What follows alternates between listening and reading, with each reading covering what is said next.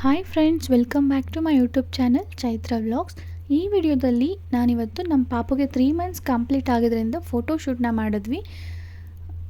ಮನೆಯಲ್ಲಿ ಇರುವಂಥ ಸುಮಾರು ಐಟಮ್ಸ್ನ ಯೂಸ್ ಮಾಡಿಕೊಂಡು ಯಾವ ರೀತಿ ಚೆನ್ನಾಗಿ ಫೋಟೋಶೂಟ್ನ ಮಾಡ್ಬೋದು ಅಂತ ಈ ವಿಡಿಯೋದಲ್ಲಿ ನಾನು ನಿಮಗೆ ತೋರಿಸ್ಕೊಡ್ತಿದ್ದೀನಿ. ಇದು ಹೇಗೂ ಚಳಿಗಾಲ ಇರೋದ್ರಿಂದ ನಾನು ವಿಂಟರ್ ಸೀಸನ್ ಥೀಮ್ ಇಟ್ಕೊಂಡು ಫೋಟೋಶೂಟ್ನ ಮಾಡ್ತಿದ್ದೀವಿ. ಬನ್ನಿ, ಈಗ ನಾವು ಯಾವೆಲ್ಲ ಐಟಮ್ಸ್ನ ಯೂಸ್ ಮಾಡಿ ಫೋಟೋಶೂಟ್ ಮಾಡೋದಕ್ಕೆ ರೆಡಿ ಮಾಡ್ಕೊತಿದ್ದೀವಿ ಅಂತ ನೋಡೋಣ. ತುಂಬ simple and easy photoshoot idea friends ಇದು.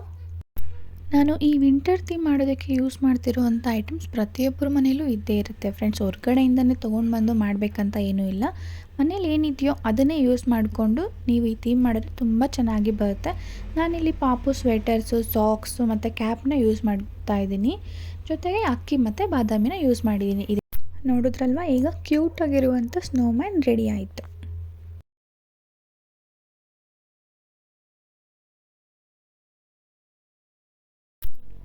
ಹಾಗೆ ಇದು ನಮ್ಮ ಪಾಪುದು ಫಸ್ಟ್ ವಿಂಟರ್ ಆಗಿರೋದ್ರಿಂದ ಅಕ್ಕಿಯಲ್ಲೇ ನಾವು ಇಟ್ಸ್ ಮೈ ಫಸ್ಟ್ ವಿಂಟರ್ ಅಂತ ಬರಿತಾ ಇದ್ದೀವಿ.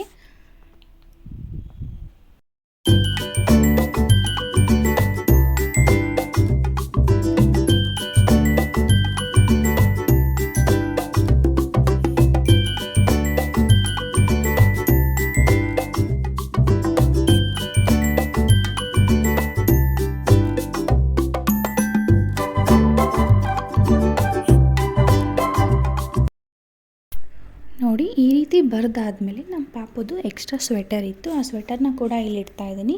ಸ್ವೆಟರ್ ಮತ್ತು ಟೋಪಿ, ಮಿಟ್ಟನ್, ಸಾಕ್ಸ್ ಎಲ್ಲವನ್ನು ಕೂಡ ನಾನು ಇಲ್ಲಿ ಯೂಸ್ ಮಾಡಿದ್ದೀನಿ.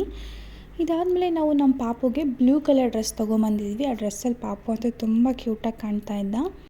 ನೋಡಿ ಫ್ರೆಂಡ್ಸ್, ಈಗ ವಿಂಟರ್ ಸೀಸನ್ ಥೀಮ್ ರೆಡಿಯಾಗಿದೆ. ಇದಾದಮೇಲೆ ಪಾಪುದು ಸುಮಾರು ಫೋಟೋಸ್ನ ಕೂಡ ತೆಗೆದ್ವಿ ನಾವು. ಈ ವಿಡಿಯೋ ನಿಮಗೂ ಕೂಡ ಇಷ್ಟ ಆಗಿದೆ ಅಂತ ಅಂದ್ಕೊತಿದ್ದೀನಿ. ಹಾಗೆ ನನ್ನ ಈ ಥೀಮ್ ಹೇಗಿದೆ ಅಂತ ನನಗೆ ಕಾಮೆಂಟ್ ಮಾಡಿ. ಹಾಗೆ ನಿಮಗೂ ಯಾವುದಾದ್ರೂ ಐಡಿಯಾಸ್ ಇದ್ದರೂ ಕೂಡ ನನಗೆ ಕಾಮೆಂಟ್ ಮಾಡ್ಬೋದು. ಈ ವಿಡಿಯೋ ಇಷ್ಟ ಆಗಿದೆ ದಯವಿಟ್ಟು ನನ್ನ ವಿಡಿಯೋನ ಶೇರ್ ಮಾಡಿ, ಲೈಕ್ ಮಾಡಿ, ಹಾಗೆ ಹೇಗಿದೆ ಅಂತ ಕಾಮೆಂಟ್ ಮಾಡಿ.